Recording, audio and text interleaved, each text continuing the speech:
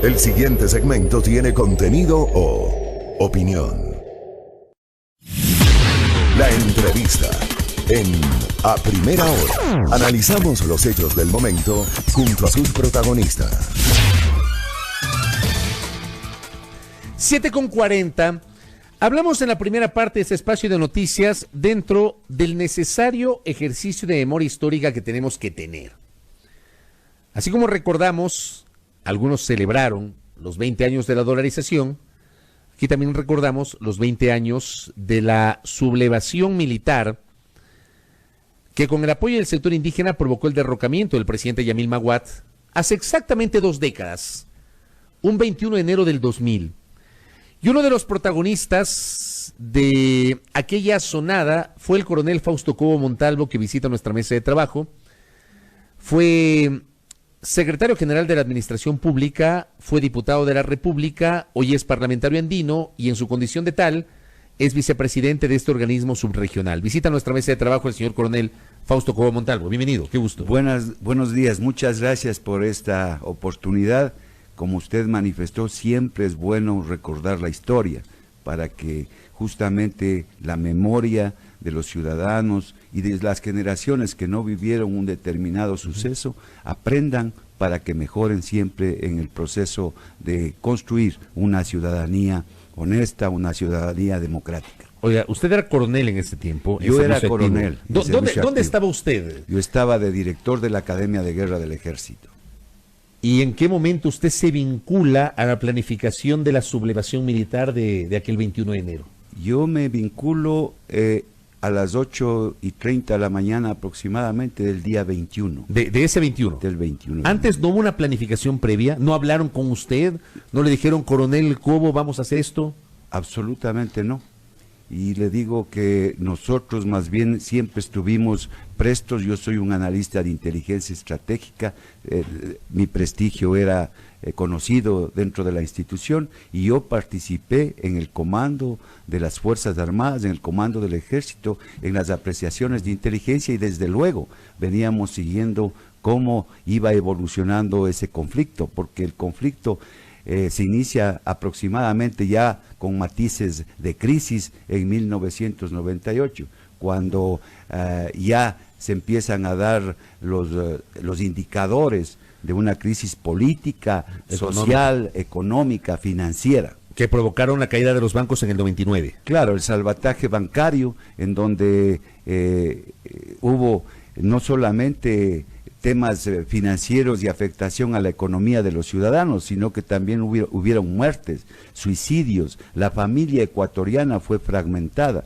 Allí de la noche a la mañana el patrimonio de las familias ecuatorianas se vieron reducidas al 50% con la macro devaluación del sucre, que tuvieron que tomar esas medidas cuando ya la gran mayoría del dinero del pueblo ecuatoriano se lo habían feriado los banqueros con créditos vinculados y con la ley que promovieron en 1994 y que permitió justamente aquello, que es la ley del sistema financiero. Claro, que flexibilizó los controles de la banca. Qué bueno que usted lo diga, claro, porque yo siempre lo digo. Claro, y además de eso permitía que el 30% de los créditos sean vinculados.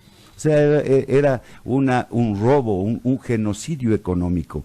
Y yo digo el genocidio económico porque de aquí del Ecuador fugaron más de 3 millones de ecuatorianos. Ahora nos alarmamos de la migración venezolana, claro, y no nos acordamos de que el Ecuador también fue víctima de esa migración y los ecuatorianos fueron a trabajar en Europa, en Estados Unidos, realizando trabajos realmente difíciles y complejos. Qué bueno que usted cite episodios como el del año 94, lo del año 98 con estas normas legales, la ley del ICC, qué bueno que usted lo diga.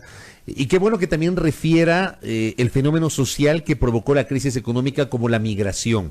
Ahora, usted me dice, antes del 21 de enero, entre los coroneles, sus compañeros de promoción, ¿no hubo diálogos previos para en ese momento salir y generar esa insubordinación? En diciembre fui llamado. ¿Ya hablaron? No, absolutamente no. Yo no. Le estoy manifestando al país. ¿Usted no? No, pero yo le estoy manifestando. En diciembre fui convocado al comando de las Fuerzas Armadas para hacer un análisis estratégico, político, de lo que estaba sucediendo. Y ahí yo le manifesté al mando cuáles eran los escenarios democráticos. Carlos Mendoza era el jefe del comando conjunto, ¿no? Era Carlos Mendoza, jefe del comando conjunto, y Telmo Sandoval, comandante del ejército. Y allí yo le manifestaba los escenarios democráticos y también aquellos escenarios que podían producirse cuando el control del poder no sea permitido frente a lo que estaba sucediendo. Y entre esos escenarios estaba que oficiales jóvenes podían tomar el poder. Y claro, ahí se nombró también al coronel Lucio Gutiérrez, y lo hice yo, porque ya existían indicios de que había el malestar institucional. Al interior. Claro. ¿Y qué hizo el alto mando? O sea, ¿cuál fue la reacción del jefe del comando conjunto, del comandante del ejército? Hay que preguntarles a ellos. Pero en ese momento, ellos, ¿usted cómo les vio que reaccionaron? Repito nuevamente, ellos son los responsables directos, porque los mandos, claro, porque los mandos son los responsables. Cuando yo, por ejemplo, para mí es una revelación lo que está diciendo, que las cabezas son los responsables directos. Pero mire, si yo he señalado siempre, por ejemplo, soy yo anticorreísta, y les he dicho que la crisis institucional del país, los responsables por acción o por omisión, son los mandos, porque ellos han permitido que debiliten a la institución militar. Hay que ser coherente. Siempre hay que ser coherente en la vida, no solo, y peor cuando uno está en el ámbito político. Llega ese 21 de enero. Usted en la mañana le llamaron. ¿Qué pasó? Mire, yo siempre estuve en contacto con el mando, porque una de mis cualidades era ser analista de inteligencia estratégica. Entonces siempre era convocado para asesorar. Y entonces a las 8 de la mañana, 8:30, cuando el coronel Lucio Gutiérrez aparece en la Asamblea Nacional, y obviamente fue la noticia del día y estaba los medios de comunicación transmitiendo en directo, recibí una llamada del general Carlos Mendoza y me dijo: usted también ha de estar metido allí. Y yo le dije: mire, piense bien lo que está haciendo, pero de lo que yo sí le digo es que jamás los soldados vencedores del CENEPA vamos a apuntar nuestras armas al pueblo ecuatoriano. No es posible reprimir, no es posible reprimir. Ese fue mi discurso, inclusive repetido en la Asamblea Nacional. Entonces me dijo: y entonces usted va a venir acá. Le dije: no, yo no reprimo. Y ¿sabe qué? Yo voy a ir al Congreso Nacional a evitar que se derrame sangre, porque obviamente el liderazgo que yo tenía era conocido en la institución. Usted llegó al Congreso esa mañana del 21 de enero. Claro, y le dije: mire, de aquí, era el Valle de los Chillos, hasta el Congreso hay media hora de tiempo, así que si tienen que detenerme, deténganme, pero yo me voy a ir sin armas y voy a tratar de controlar esa crisis. ¿Y usted llegó al Congreso? Llegué al Congreso. ¿Con qué se encontró en el Congreso, coronel? Con el pueblo ecuatoriano en las calles reclamando justamente. Y estaban los indígenas que ya se habían tomado el Congreso. Los movimientos sociales, ya estaba Lucio Gutiérrez. Conversé con Lucio Gutiérrez. Le dije que para lo que yo llegaba al Congreso Nacional, a ayudar a manejar esa crisis para que no exista violencia, para que no existan muertos, para que no nos reprimamos y no apuntemos nuestras armas donde no tenemos que apuntar. La salida era derrocar al gobierno del presidente Maguad. Eso era en el camino. Pero esa era la idea. No, mire, el 95% de los ecuatorianos, imagínese usted, el 95% de ecuatorianos no creían, no querían al gobierno de Maguad. Ese era el desprestigio del gobierno. Por eso había que derrocarlo. Mire, las salidas democráticas estaban ahí en el camino, pero no había Congreso, no había absolutamente nada. El caos estaba generado por justamente las consecuencias de esas decisiones de este genocidio económico. Entonces la otra opción era que dejar que exista el vandalismo, como dejar que el caos impere, que aquí en el Ecuador se arme una guerra civil y que los soldados apunten sus armas y maten al pueblo. Yo pregunto, nosotros, para evitar lo que sucedió en el octubre pasado, nos pusimos a la cabeza, y mi discurso en el Congreso Nacional fue: ¿acaso nosotros los soldados hemos saqueado el país. Ahora, ustedes, los coroneles, fueron las cabezas visibles de esa sublevación en ese momento, irrumpen en el Congreso Nacional, conjuntamente con los indígenas, pero resulta que en el transcurso del día, cuando el presidente de la República renuncia, y él dice públicamente en cadena nacional, esta es la frase más emblemática de ese día, que se no va. sea por el presidente, dice, un presidente derrocado es un presidente derrocado, palabras de Maguad. Pero resulta que luego ustedes como que les hacen a un lado porque integran el triunvirato y el que participa del triunvirato no es uno de los coroneles, sino el jefe del comando conjunto, el general Carlos Mendoza, junto al presidente de la CONAIE y junto al expresidente de la Corte Suprema. ¿Por qué? Porque nosotros, sobre todo yo hablo por mi persona y creo que algunos coroneles que participamos, como el coronel Alama, el coronel Anda, el coronel Brito, incluyéndole, somos compañeros de promoción, siempre pensamos en que la crisis había desbordado tanto, pero que había que mantener la institucionalidad del país, sobre todo la institucionalidad de las Fuerzas Armadas. Y entonces confiamos en que el mando, cuando llegamos al Palacio de Carondelet, era el que tenía la obligación moral, ética, legal de solucionar la crisis. Y yo fui quien le dije al general Mendoza y al general Sandoval, hemos llegado acá sin un solo muerto, sin un herido. O sea, son ustedes los coroneles los que dieron o cedieron en ese momento, porque, a ver, ustedes estaban en una posición, si se quiere, privilegiada, y lo pongo entre comillas, porque ustedes lideraron junto a los indígenas esa sublevación. Pero ustedes dan el paso al costado. Pero los coroneles, los generales estaban hablando con los movimientos sociales y los indígenas desde mucho tiempo atrás. Los generales. Claro que sí. Mire, hay un telegrama que dice: las Fuerzas Armadas toman el poder de la nación, firmado por la Dirección de Operaciones del Ejército. Los generales. Claro que sí. Pero nosotros, repito, los coroneles siempre pusimos el pecho a las responsabilidades para que no exista ningún tipo de violencia y un resquebrajamiento mayor del país. Utilizados por el alto mando. Mire, ustedes. si yo tuviera que tomar nuevamente la decisión, ha pasado 20 años, yo era uno de los coroneles que más posibilidades tenía para ascender. Y además, cuando se refirió a los coroneles, fuimos los únicos, los militares, los que fuimos a la cárcel. Y después... Claro, pues ustedes fueron a la cárcel y luego el Congreso les amnistió. Y los indígenas, claro, y los indígenas no, hicieron campaña con nosotros en las prevenciones de los cuarteles y ellos fueron electos. Los alcaldes iban a las prevenciones de los cuarteles donde estábamos presos a hacer campaña. ¡Viva los soldados patriotas! ¡Viva los coroneles patriotas! Y ellos ganaron las elecciones y nosotros perdimos la carrera. Pero no me arrepiento. Repito nuevamente, si tengo que volver a tomar esa decisión para defender al pueblo ecuatoriano de un genocidio económico como ese, lo vuelvo a hacer. Oiga, a ver, entonces me queda claro que el verdadero sector que estuvo detrás fue el alto mando y que los coroneles evidentemente pusieron ahí, estuvieron en primera línea. Integran el triunvirato, aparece Carlos Mendoza, yo he relatado esto en varias ocasiones a la audiencia. Yo me acosté ese 21 de enero, amanecer 22, me acosté ya en el amanecer del 22 como a las 2 de la mañana, con el triunvirato gobernando el país. Me desperté a las 4 de la mañana escuchándole a Gustavo Novoa en el Ministerio de Defensa. ¿Qué pasó entre las 2 y las 4 de la mañana del amanecer del 22 de enero del año 2000? El mando militar no estuvo a la altura de las circunstancias. ¿Qué pasó? Cuéntele a la audiencia. Mire, yo me fui a descansar porque obviamente el día había sido tremendamente tensionante y entonces en el mismo Palacio de Carondelet, en una habitación de la escolta presidencial, llegó un soldado, golpeó la puerta, me dijo: ¿quiere hablar con usted, mi general Mendoza? Fui a hablar con él, él salía del Palacio de Carondelet y me dijo: esto no va más.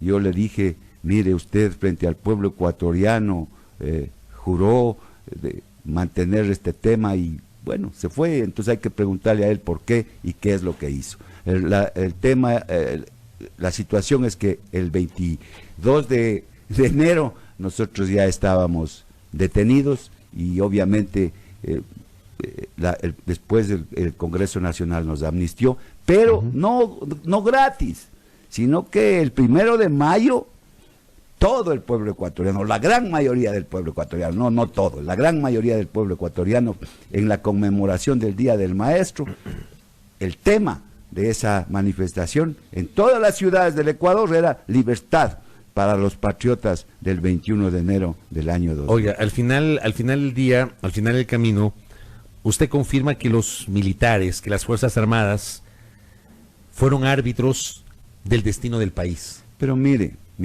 siempre se topa eso, ¿no es cierto? Que las Fuerzas Armadas han sido árbitros del país. ¿No es así? Las instituciones ya no servían.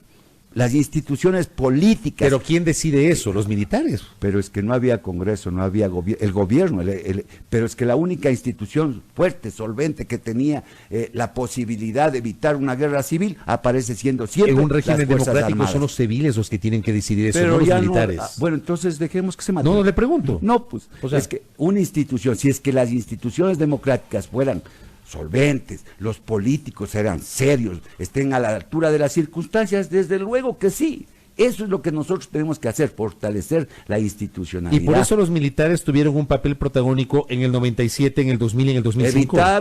Evitaron daños mayores. Evitaron daños mayores. Pero de sus decisiones dependió el derrocamiento de 3 presidentes.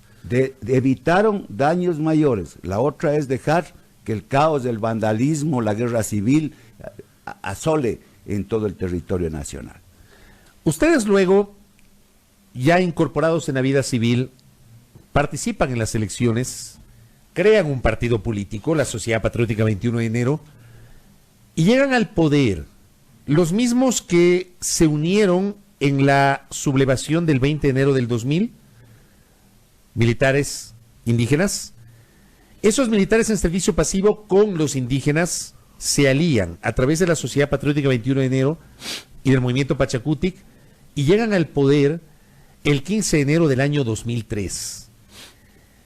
¿Qué pasó en el camino? Porque a ustedes, y le menciono también a usted porque usted fue parte de ese gobierno, coronel, usted fue secretario de la administración, usted en su momento fue muy cercano a Lucio Gutiérrez, de hecho, usted estuvo detenido junto a Lucio Gutiérrez y a Guimar Gutiérrez, luego de la salida de Gutiérrez, pero digo, ¿qué pasó en ese gobierno? Porque ustedes están acusados de no haber sido coherentes con la lucha por la cual salieron a las calles en el año 2000. Mire, en primer lugar yo debo aclarar históricamente algunos temas, algunos asuntos que usted ha topado. Yo ingresé al gobierno de Lucio Gutiérrez 5 meses antes de su caída. Yo no participé en la conformación del Partido Sociedad Patriótica, justamente porque los politiqueros y una serie de elementos que estaban en la conformación de ese partido evitaban que estemos nosotros allí. Ni usted ni Jorge Brito contribuyeron ni Gustavo Lalama, ni Ciro Escobar, ni Vicente Anda, los coroneles que realmente éramos más antiguos que Lucio Gutiérrez. No se sumaron a la...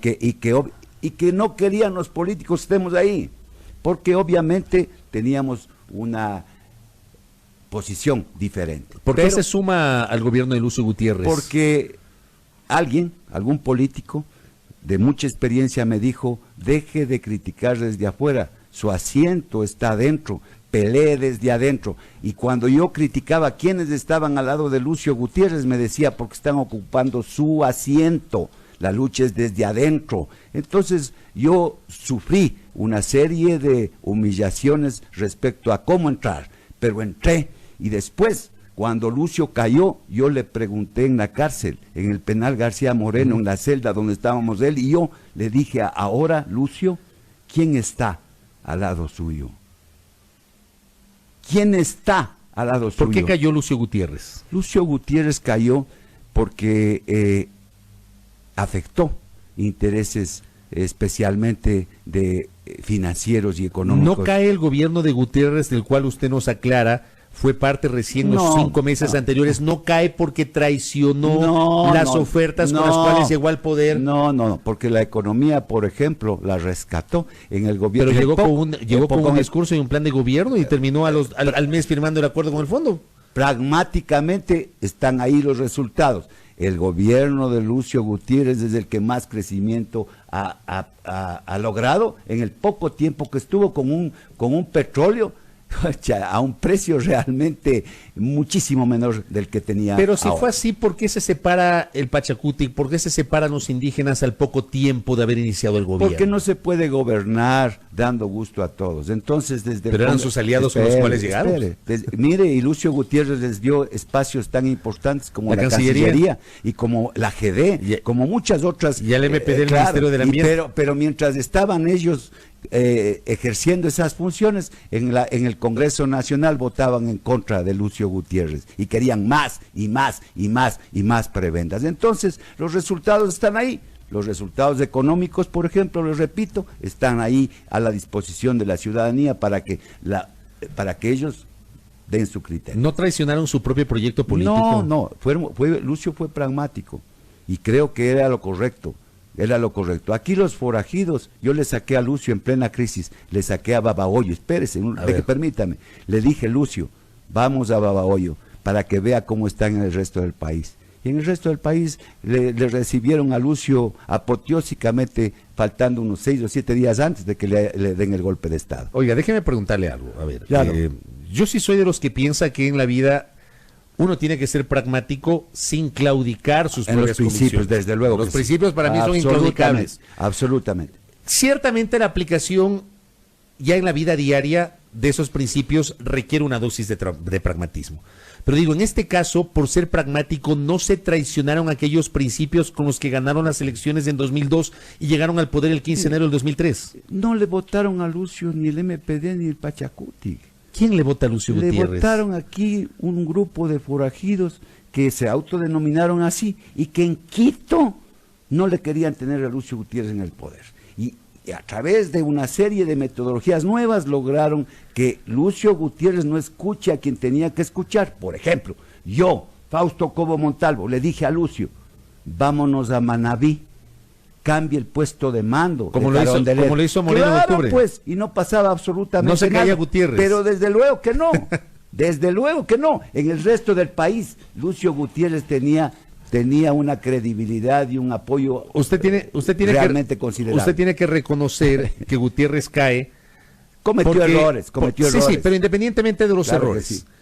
Yo parto de lo que ocurrió ese día 20 de abril de 2005, una decisión inconstitucional del Congreso que lo declara el abandono del cargo cuando el presidente estaba en Carondelet, y esto lo he dicho N cantidad de veces y a la audiencia le consta. Y no hay que seguirle juicio político. No es una defensa a Gutiérrez, simplemente es una descripción de los hechos que a mí me constan porque yo cubrí eso. Así es. Y por otra parte, el hecho de que los militares le quitaron el apoyo. Claro. Volvemos a la dirimencia de los militares. Claro, porque obviamente la institución militar no es la institución militar de Alemania, pues. En la institución militar también están ecuatorianos. Pero no y puede entonces ser los mandos son generacionales. Pero no puede ser que un presidente se caiga porque las Fuerzas Armadas le quitan el apoyo. Tremendo, pues, pero eso es lo que sucedió. Y mire, yo le digo un asunto, y le repito, la mayoría del territorio nacional, Lucio Gutiérrez contaba con un apoyo considerable. No era el caso de Maguad en el año 2000. Correcto. Hoy, 20 años después... Perdone, había que seguirle juicio político a Lucio. Claro, y eso era lo que tenía que hacer. Ese era el camino constitucional. Y si es que tenían que destituirle, que lo destituyan. Acuérdese cómo sacaron a Bucaram en el año 97, claro, igualmente de modo inconstitucional. Así es, hay algunos que tienen PhD en golpes de Estado, pero se rasgan las vestiduras y entonces señalan con el dedo, por ejemplo, a los del 21 de enero. ¿Usted no se considera golpista? Yo me considero un individuo que cumplió con la obligación, usted dice, con los principios. La otra opción era que yo apoye la represión al pueblo. Con esto termino. 20 años después, ¿no se arrepiente de ese 21 de enero del 2000? No me arrepiento. ¿Le costó la carrera a usted? Mire que yo creo que no había en esos momentos un oficial que haya tenido ya los requisitos cumplidos casi, en la vida militar es así, para ser general. Pero ¿sabe qué? Tengo ahora la satisfacción de haber evitado un daño mayor para el país. Coronel, gracias por el tiempo. Espero que le haya gustado la entrevista, ¿no? Un relato histórico. Que sí, pero un asunto. Dígame. Mire, el poder es tan efímero. Cuando... Qué bueno que lo diga usted. No todos los políticos entienden que el poder es efímero. Mire, y yo tengo esa satisfacción. Cuando a Lucio, de una forma violenta, de una forma grosera, le fueron a sacar de Carondelet. Es mentira todo lo que cuentan, ¿no? Pero está bien. Llegó un general o dos generales con un grupo de soldados, fuimos a la habitación con Lucio para que prepare algún tema de de vestuario en la maleta, y ahí los dos conversamos. Y le dije, mire, este es el poder.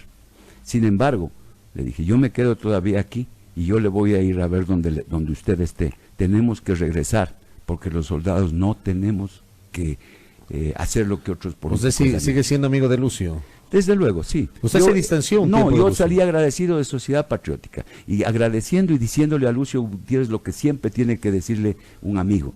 Mire, no existe ya la posibilidad de que Sociedad Patriótica sea poder. En ese caso, o hacemos reingeniería del partido o sencillamente ya no hay posibilidades. Entonces yo me retiro por la puerta grande agradeciendo la oportunidad que ustedes me dieron. Correcto. Pero otra cosa, salía el anterior entrevistado y decía que las personas tienen que salir con, por ejemplo, que el pueblo les eligió, refiriéndose a los asambleístas que están ahora en México. ¿Y qué dice de los 57 diputados del Congreso Nacional que nos destituyeron y pusieron a nuestros alternos, que los metieron en un hotel y los llevaron, los de los manteles? Eso es lo que el pueblo ecuatoriano hay que decirlo. Oiga, muy interesante ejercicio de memoria. Gracias, coronel Fausto Cobo Montalvo, actual vicepresidente del Parlamento andino. Con él recordamos 20 años después, y él estuvo en la primera fila, aquel momento a través del cual una sublevación militar con el apoyo de los indígenas provocó la caída del entonces presidente Yamil Maguad. Me quedo con algunas de las revelaciones. El alto mando conocía todo esto y planificó todo esto. Muy interesante la reflexión. Gracias, Fausto Cobo, 8:05 en la primera hora.